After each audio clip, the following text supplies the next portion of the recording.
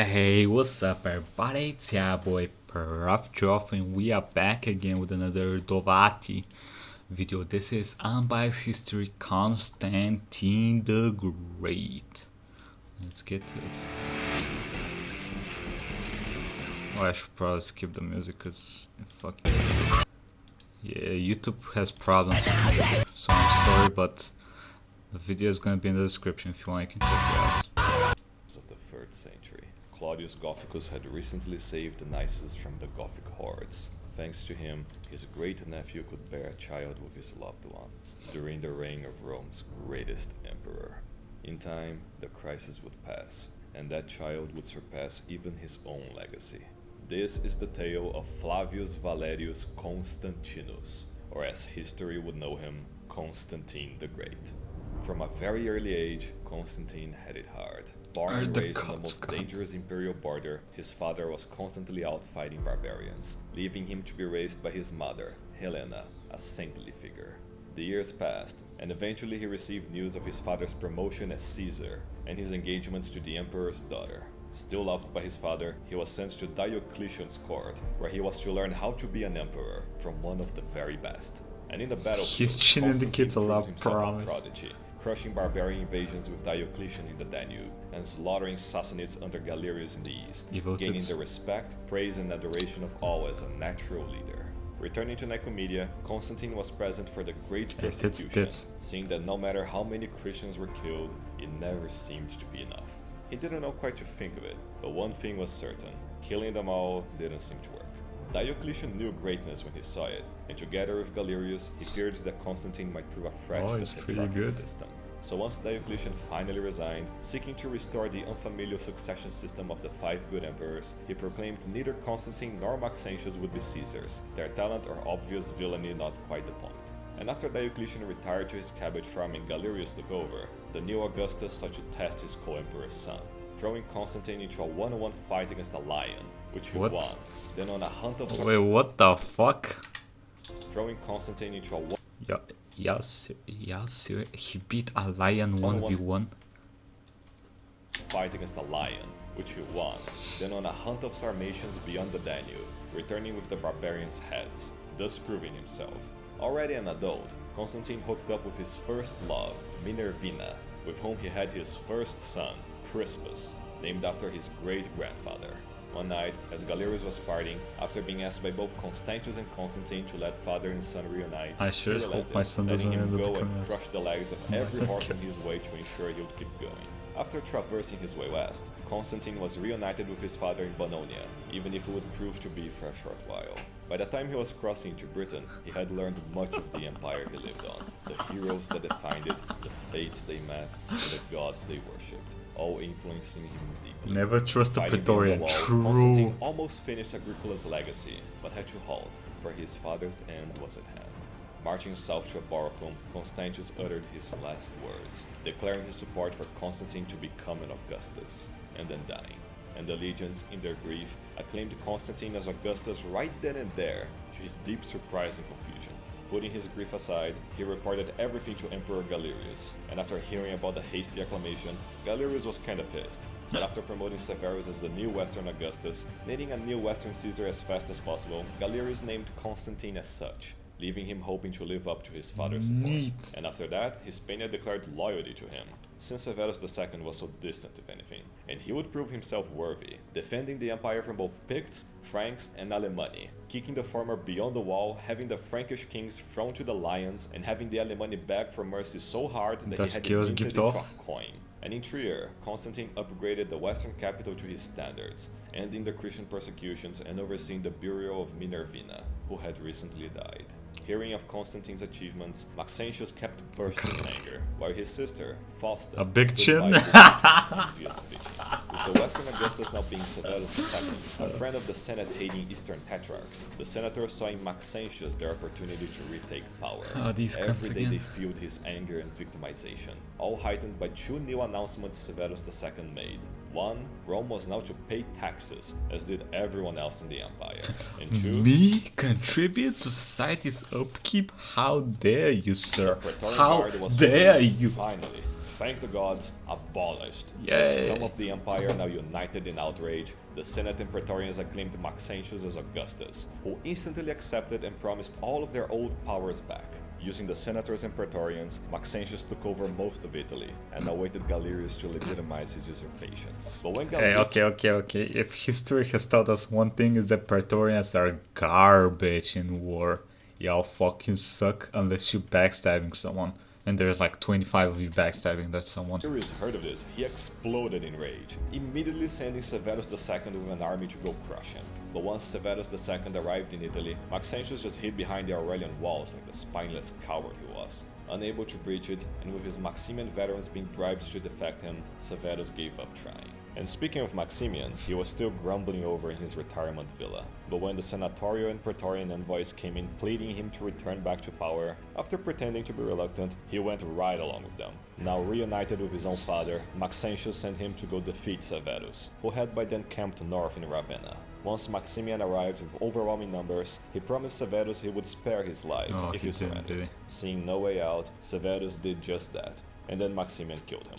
Yeah, Diocletian really was holding it all together, wasn't he? Now betrayed by his ex-tetrarch, Galerius sighed, leaving the east under the supervision of Licinius, his best friend, while he marched to Italy.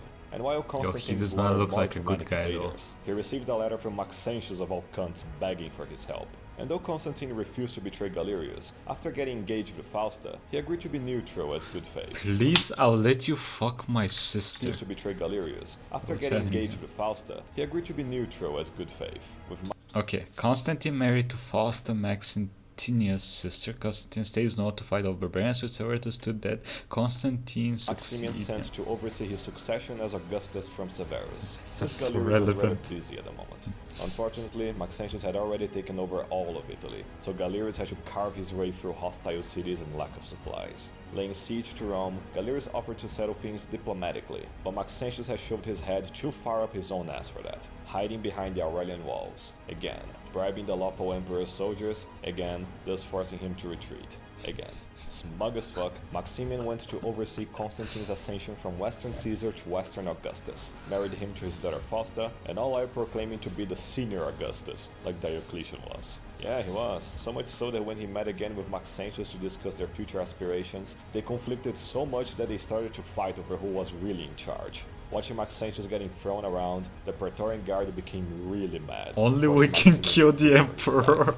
Back in Nicomedia, as Galerius lamented the current state of the Tetrarchy, he was visited by Maximian, now seeking asylum. I'm not kidding, he chose Galerius of all emperors. Not a lethal mistake though, as he would prove himself useful for what was to come next. Organizing a meeting of the original Tetrarchs, Galerius convinced Diocletian to leave his farm for once, and talk with his past colleagues. Meeting up in a fort in the Danube, Maximian begged Diocletian to return to power with him, flat out refusing, and saying, if only you saw the majestic cabbages I was growing back home, you too would give up the pursuit of worldly power. Yo, is this real? My boy chose cabbages over world power. I mean, he's probably tired of all that shit. I'm gonna be honest with you, Rome seems like a piece of shit to roll over.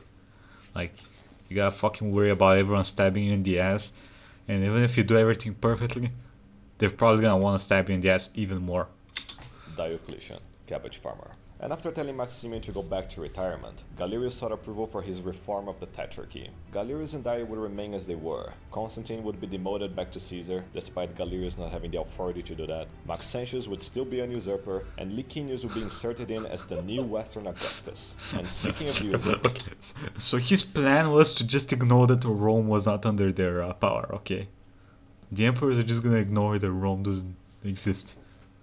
The Roman emperors. Brutally crushing revolts, ruling tyrannically and getting hated more and more by the Roman Italians. To recompensate the scorned Westerners, Galerius gave them the title of Son of the Augusti, which both of them refused for very different reasons. Which brings us back to Dia, still Caesar of the East and yet now calling himself Augustus as well, making up 5 in total. Having outlived his usefulness to Galerius, Maximian then fled to the court of Constantine in the west, where he was welcomed with respect. Constantine then gave Maximian some legions to keep an eye on Maxentius in the Alps, while he went to crush more Germans on the Rhine. And the minute Constantine went away, Maximian told everyone Constantine had died, and that they all should acclaim him as Augustus, the senior Augustus. which everyone called bullshit on, sending word to Constantine about it, forcing him to abandon his campaign.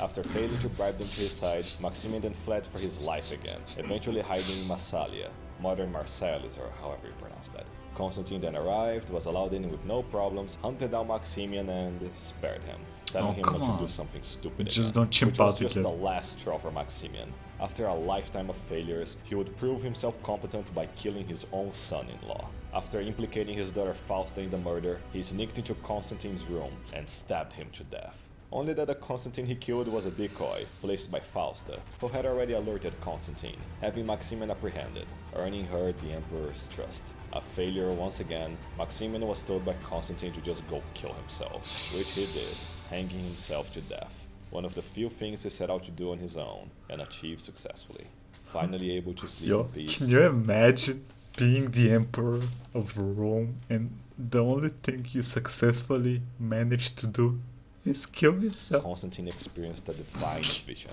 Brought to a spiritual realm, the two divine aspects, Apollo and Victoria, emerged, gifting him a laurel wreath and proclaiming he would rule long and with health. And once awake, his piety went even further beyond. Oh yes. The gods of the sun and victory appearing was no coincidence. The more he thought about it, the clearer the truth of a grander monotheistic god appeared, known to all Romans as Deus Sol Invictus. While in the east, Galerius met the same fate as Diocletian, suffering from a disease so bad that the stench of his rotting organs were smelled all across Nicomedia. As his final act, he declared the great persecution a failure, proclaiming an end to it, and then dying, painfully. Dia then re-emerged, taking over Galerius' possessions and even his court, imprisoning both Diocletian's Also wife mine. and daughter. For as it turns out, Dia was a huge cunt. When news of it all reached Diocletian, it struck him hard. The tetrarchy he had created was in ruins. His family was imprisoned, and every single one of his friends were now gone. Thinking it was all his fault, he hanged himself in his palace, saying goodbye to this But the cabbages, brother. How can you just leave the cabbages, you motherfucker? doomed world. After his death, Licinius did the same as Dia, seizing Galerius' past domains and setting their border between the Bosphorus Strait, leaving both of them unsatisfied. Fuck pleb, now the empire was truly divided, between 4 Augusti, only 2 of which were legitimate, the western ones being polar opposites, and the eastern ones despising each dare you other. better The absolute be state. better than me. No wonder Diocletian killed himself. By far the worst of them was Maxentius, who, despite hating his father, proclaimed he would avenge him by declaring war on Constantine, out of nowhere, throwing the Tetrarchy into civil war. The autism Receiving is these news, cast. Constantine vowed to remove the tyrant Maxentius from Rome, for God and empire. Oh, and by the way, it's about time I told you that Constantius' second marriage rendered his son 6 half-siblings, Julius, Dalmatius, Constantia, Eutropia, Anastasia, and Fausta. And no, don't give me that look. We've only begun with the name dumps. This is the Constantinian dynasty, you pleb. Get used to it. Constantine then started out allying himself with Licinius against Maxentius, promising his sister Constantia's hand in marriage, which provoked Dia into recognizing Maxentius' rule if he allied with him, which he agreed to. It was all now a team deathmatch. Preparing for the war, Constantine's advisor recommended him to stay in the defensive, for whether if Maxentius attacked or stayed out, his defeat was imminent. Constantine agreed, which is why he proclaimed his intent to invade Italy, telling everyone to start packing. What the fuck is wrong with you, brother? I agree that the best thing to do is to do nothing. Fuck it, let's invade, brother. Let's Constantine invade. then crossed the Alps with 40,000 men, only a quarter of his total army, still mainly focused on defending his citizens from barbarians as he was. While in Rome, Maxentius ordered the patricians to build him a huge basilica in his honor, but he was too lazy to actually finish it, instead sending his minions to go fight his war for him. And as he entered Italy, Constantine was halted at Sigusium, which he dealt with by setting its walls on fire and then scaling them, taking it with ease, and forbidding any looting, showing to all his benevolence. Maxentius then responded by sending a huge cavalry army to attack them near Turin, Oh, that's which, cute. astoundingly, Constantine encircled with his foot soldiers, descending on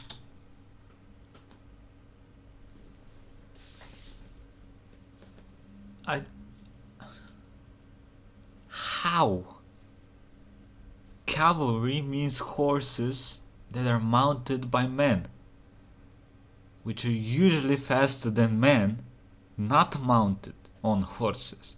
How does a man mounted on a horse get surrounded by men not mounted on a horse? Your boy is confused. How does this even happen? What the fuck? On it and dismounting the riders to their deaths. What few survived then fled to Turin and were refused entry by the locals, Go who then away. happily opened their gates to Constantine. After that, more and more cities Mercy, surrendered mercy, to him, mercy, and he was mercy. then cheerfully welcomed into Mediolanum as a liberator. After resting, Constantine marched east to face a Want more huge mercy Maxentian stats. army, led by his Praetorian prefect, which was camped out on the Fucking heavily Praetorians. fortified fortress of Verona, covered in 3 sides by rivers. And to cross the river, Constantine sent a tiny detachment of cavalry to scout the area, which the prefect noticed, sending a way bigger army to quash the attempt, and getting crushed instead.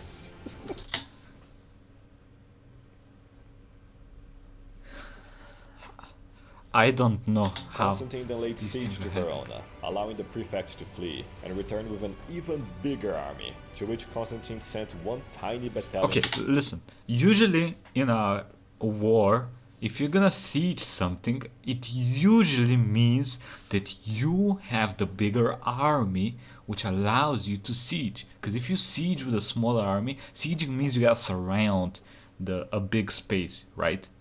And if you siege the big space with a smaller army, it usually means that your army is detached from itself. You know, it's split in parts, so that defenders can always go through one entrance or some shit, full force, and fight you while your army is not prepared to fight. That's why you usually have a bigger army, so that even if they do that shit, you still have an overwhelming numbers.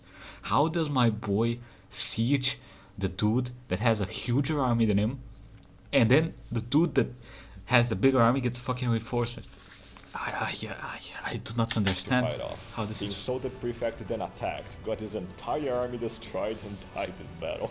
How? Oh man, it's hard not to laugh. After this show of force, Verona just surrendered to Constantine, and later all remaining cities in North Italy did so as well. Now more terrified than ever, Maxentius abandoned his people, hoarding all of his troops and resources into Rome, destroying all bridges on the Tiber and hoping the Aurelian walls would save him again. Is he gonna have enough was food then for that cheered on shit? as he approached Rome, camping nearby where the Milvian Bridge once stood. And while he threw games as a distraction, the crowd started cheering for Constantine, declaring him to be invincible. Fitting, as for around then, Constantine gathered his men for a march that would change the fate of the world. As they marched, Constantine's vision was taken over by a radiant beam of light from the sky.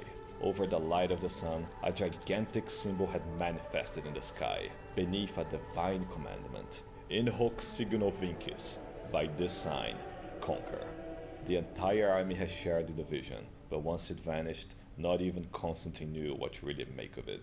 Later that day, going to sleep and praying for answers, he experienced another vision.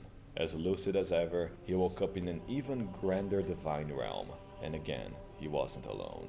Beside him was someone he knew, yet didn't understand. He was all of the gods of Roman tradition, and yet beyond them. The Logos in the flesh, the Alpha and the Omega, Sol Invictus, and even more.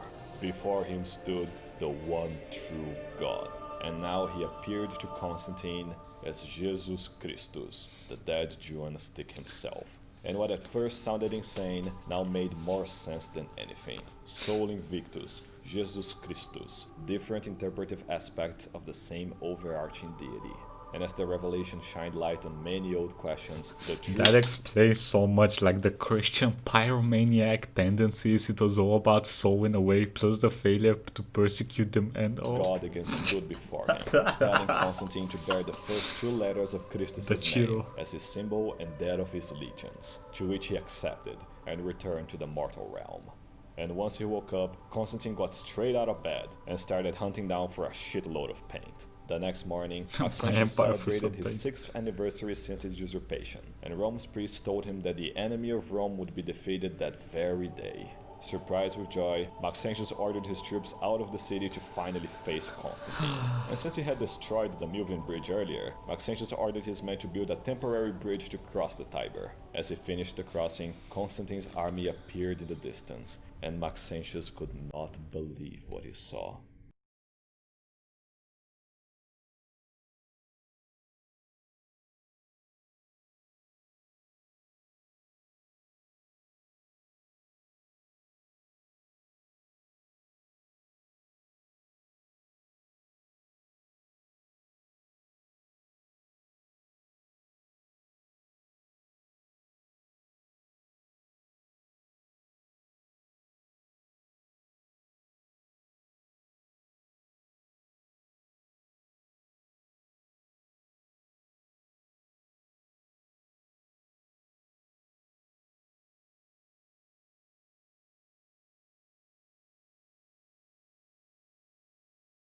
Give the up? Roman walls, and what ensued was pure chaos. Tens of thousands of soldiers panicked, crossing at the same time. In that mass, Maxentius was pushed out of the bridge and drowned in the Tiber River, along with many of his men. And at the end of the day, Rome's enemy had died, and with this sign, Constantine had conquered.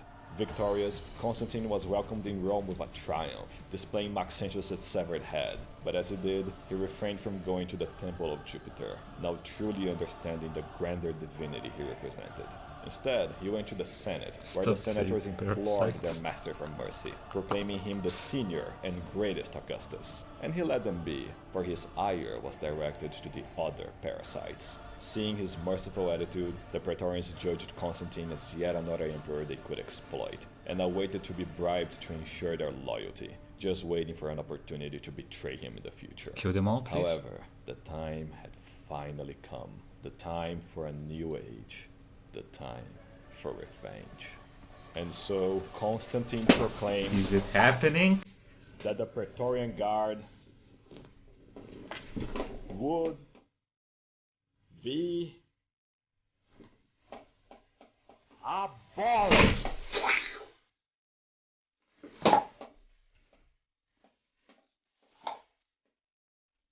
Fuck yeah, baby! Fucking finally! Jesus Christ, I've been waiting for like 8 episodes to see this shit.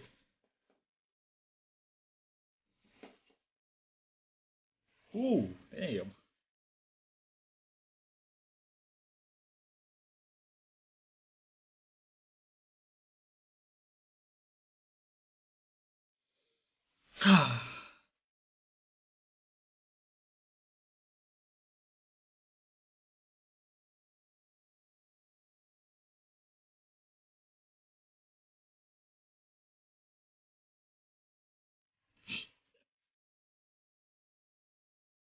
Sword go stab stab.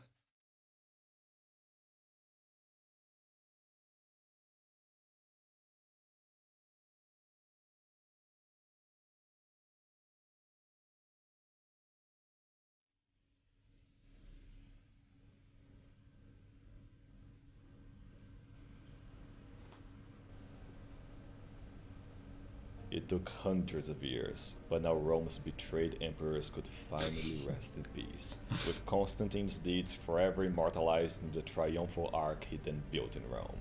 Displaying both his pagan and Christian beliefs, Constantine issued currency bearing Sol Invictus, and in others the Cairo, which he now understood as both sides of the same coin. Constantine then met with Licinius in Mediolanum, married him to his sister as promised, and together they issued the Edict of Milan, officially legalizing Christianity in the Roman Empire, although only one of them actually meant it. But when Daia heard of Maxentius' defeat, he was way back in the Syrian desert and immediately marched west. On his way, he continued persecuting Christians non-stop, in clear violation of the Edict of Milan. Nevertheless, Constantine said he would pardon him if he vowed to follow the law from now on, which Daia refused, gathering some 70,000 men, crossing the Bosphorus and taking Byzantium. Suddenly forced into another civil war, Constantine had no time to reinforce Licinius' army before he marched off. So to boost their spirits, Licinius was then visited by an angel, which handed him a prayer that would work for all interpretations of the one true God, be it Jupiter, Sol, Yahweh, whatever. His speech given, Licinius faced Daia's overwhelming numbers at Zeralum, the city where Aurelian had once been betrayed decades back. Confident in his numbers, Daia just stayed in the defensive, knowing that Licinius' men would soon give up. Eventually their incessant attacking proved him wrong, but too late for him by then. As his army was crushed, he crossed the Bosphorus Strait, fleeing to Anatolia. Making a last stand, Daia larped as Probus and fortified himself in the Cilician gates against Licinius, who didn't actually bother facing him in person, sending his legions alone, who then crushed Daia's forces anyway. Fleeing to Tarsus, in his last moments, he then larped as Galerius, proclaiming an end to the persecutions, accepting the Edict of Milan, and then dying, also painfully. Now in charge over the Eastern Empire, the vices of power made Licinius show his true colors. With that, he massacred Daia's entire family, executed Severus' second son for being a friend of his, and then hunted down Diocletian's wife and daughter, murdering them both. Hearing of this horrific carnage from afar, Constantine's alliance with Licinius immediately began deteriorating. And as that happened, Armenia had gotten a new king again, a Christian this time, who then proclaimed Christianity as Armenia's state religion, outlawing all other pagan interpretations of God, a premonition if there ever was one. And talking of Christianity, Constantine was facing the greatest threat to Christianity's success, Christcockery. More precisely, the tendency of Christians to engage in petty squabbles over abstract garbage to the detriment of unity, law, and order. You see, Aurelian was the first Roman emperor to dabble into Christian issues by their own request, and now being Constantine's turn, he was asked to resolve the Donatist issue regarding the Christians that had complied with the persecutions. And the Donatists would keep asking for more and more favors, so getting on his nerve that Constantine demanded them to fucking shut up, which they eventually did. As the years passed, Fausta would bear Constantine 6 children: Constantine II, Constantius II, and Constans, plus another 3 girls, Constantina, Elena, and Fausta. Why are they on the ground? Why are you throwing them? And Constantia also bore a child in Licinius as well, Licinius II. This will be one fucked family tree for a while. And with so many potential heirs, Constantine had proposed to revive Diocletian's tetrarchy. Sending Julius to speak with Licinius, Constantine then married Anastasia to Bassianus, a friend of Senecio, who was BFFs with Licinius, proposing to elevate him as Caesar alongside Crispus, Constantine's now grown eldest son, to which Licinius refused outright, later ordering Senecio to order Bassianus to go and murder Constantine in his sleep. However, Bassianus hadn't been the first one to try that, completely failing in his plot and getting executed for the attempt. And when Constantine demanded Senecio to be handed over for judgment, Licinius refused, tearing down all of Constantine's statues in his realm, and thus declaring war. And wait a second here, the empire was now split west and east among 2 men with family ties who hated each other on the precipice of civil war? Well, if God wants to replay the Augustus arc so bad, you can't blame me for already knowing who the Livia of this story is. So yeah, Constantine then led a force of 20,000 men over the Alps into Illyria, and Licinius... Why does my boy only take so little troops? Last time was 40k against God knows how many people, now he's got 20k. Together 35,000 men and oh, this guy only has 35. They finally clashed in Pannonia, where the infantry clashed for hours, Constantine flanked and destroyed the enemy forces, and Licinius just fled in the dark of night. Fleeing to the east, Licinius raised one of his generals, Valens, as his co-Augustus to ensure his loyalty. Remember that name, it's kinda confusing. After declining a peace treaty, getting fucked on the battlefield, and escaping again, it was only after encircling Constantine to no avail that he felt secure enough to negotiate. Constantine then forced Licinius to recognize him as the senior Augustus, took everything west of Thrace, and had Valens executed. That done, Constantine then formed a new tetrarchy of his own, elevating Crispus and Constantine II as Caesars, with Licinius II added in as another fifth wheel. He then moved his capital to Sirmium so he could keep an eye on Licinius up close, sending Crispus to go defend the west from barbarians in his name, protecting Gaul from 3 massive Germanic invasions, and being as talented as his father, Crispus became just as loved and admired by all. And back to Licinius, he disobeyed his own edict and started persecuting Christians again,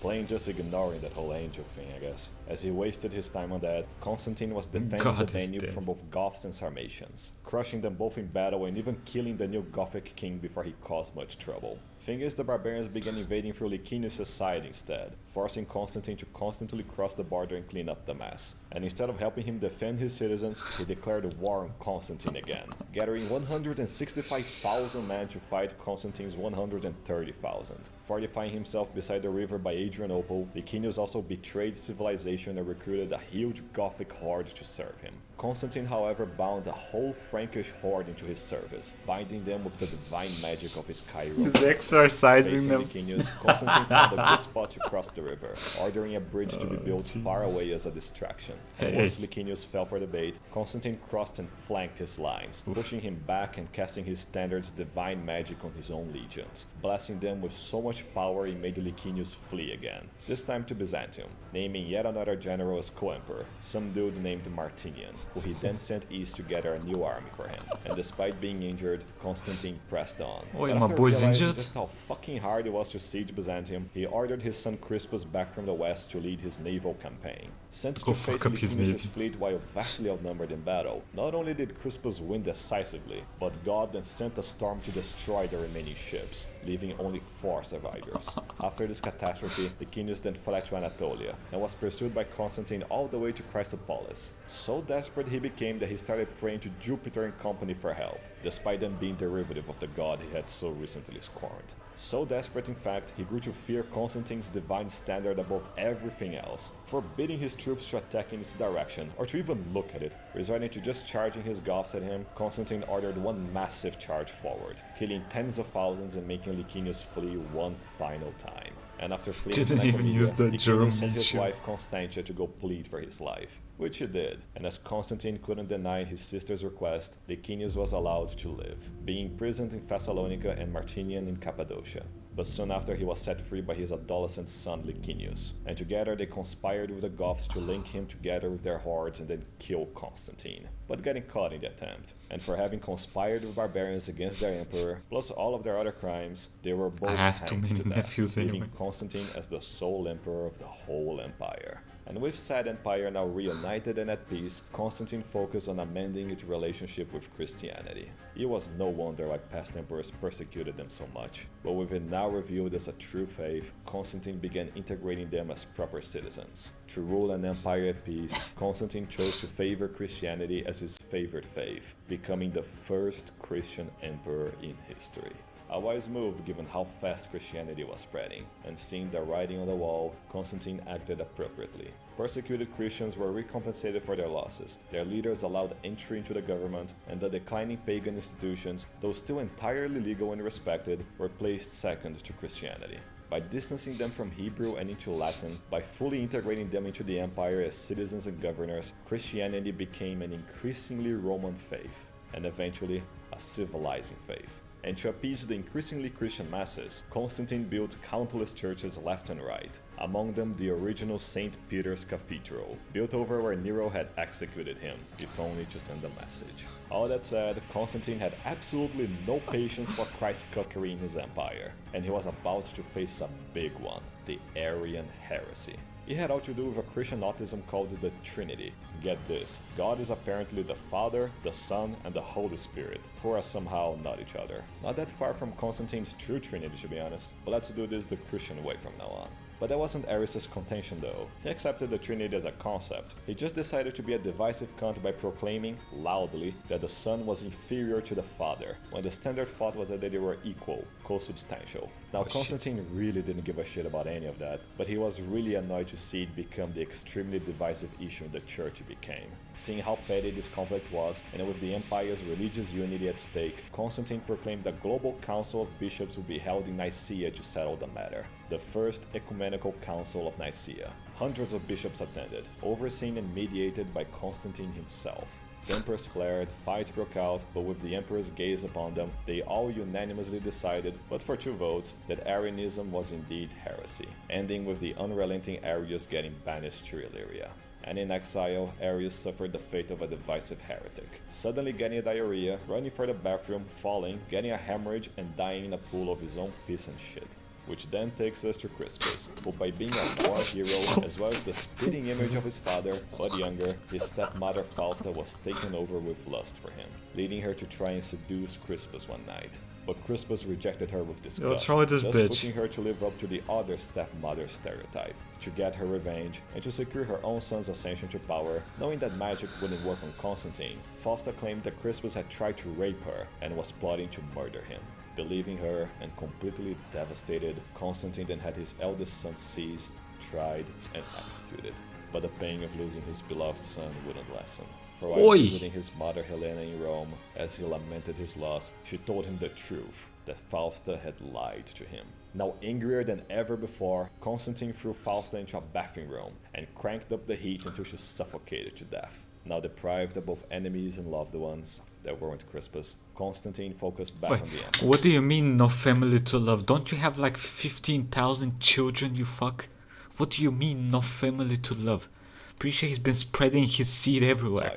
With its capital particularly in mind. It had long become a cesspool of degeneracy. Its political and economical influence diminished away, and its strategic position grown more and more an issue. What the empire needed for a capital was a centrally located city, like in between continents, had a nice harbor, like in between two different seas, was close enough to volatile borders, like the Danube, and was so easily defensible that you could just like build one massive wall on one of its sides and defend it for over 1,000 years. Byzantium. He needed Byzantium. Here, near where his Trojan ancestors once stood, where his mentor Diocletian recently ruled, and right beside where the greatest emperor Aurelian was assassinated, Constantine was visited by an archangel who confirmed this was where he was to build his new city. And Constantine thus proclaimed the birth of a second Rome, a new Rome, Nova Roma, or as it was eventually named, the city of Constantine, Constantinople.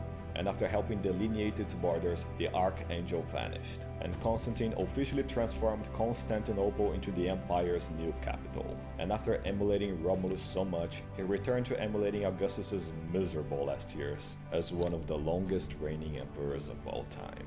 During his last years, he reinstituted the spirit of the Lex Julia, Not severely degeneracy punishing allowed. any and all degenerate behavior, most especially in his new capital, using biblical scripture to drill it into every Christian pleb's heads. And in that vibe, he sent his virtuous mother Helena to a pilgrimage to Jerusalem, returning with the pieces of the true cross, the very stick the dead Jew was on.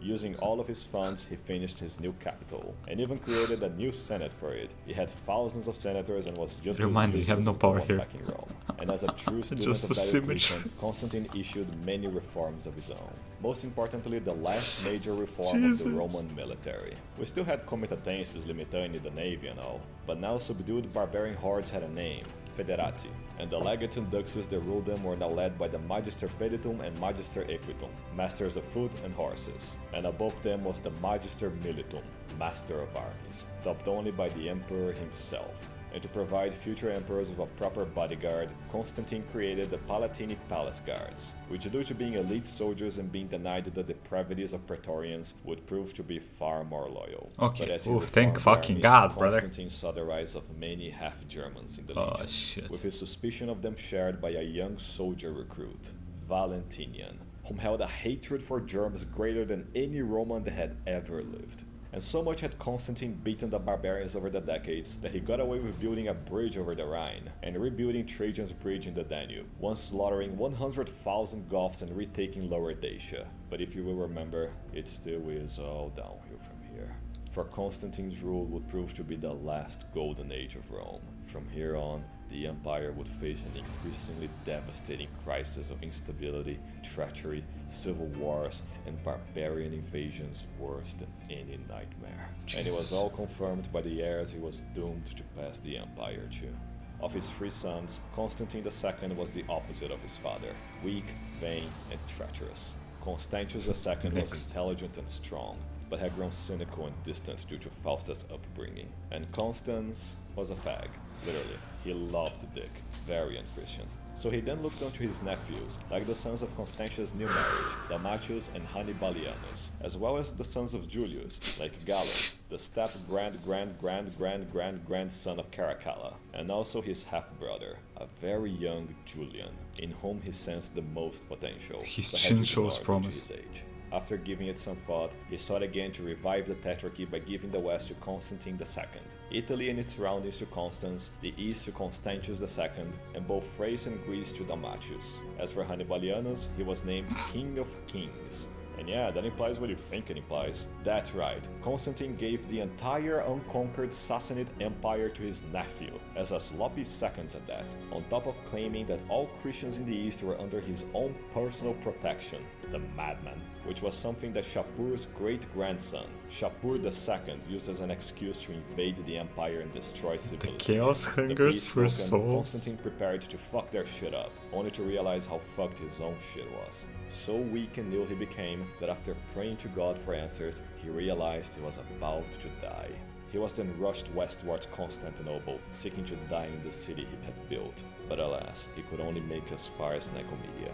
After a life of service for the one true God, Constantine sought to legitimize the Christian faith once and for all, so as his final wish, he asked to be baptized. Cleansed the way of all sin, despite having none, Constantine gave up to the call from high above, and left this mortal realm one final time.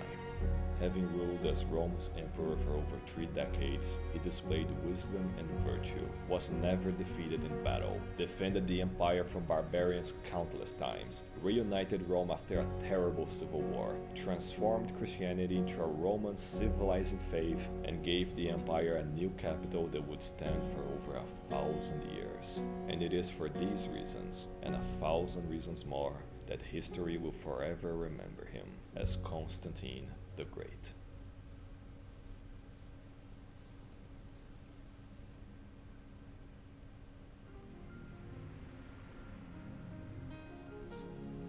Okay. Well, that was fucking amazing. Fucking finally the Praetorians got their ass kicked and fucked and killed. All in that order. I am a happy man. Anyway, that was Unbiased History, Constantine the Great. This shit was fucking amazing. And it's all down here from here, so we'll see it next time. What the fuck is gonna go wrong? Possibly everything. Anyway, like, comment, subscribe, and I'll see you next time, everybody. Have a nice fucking day.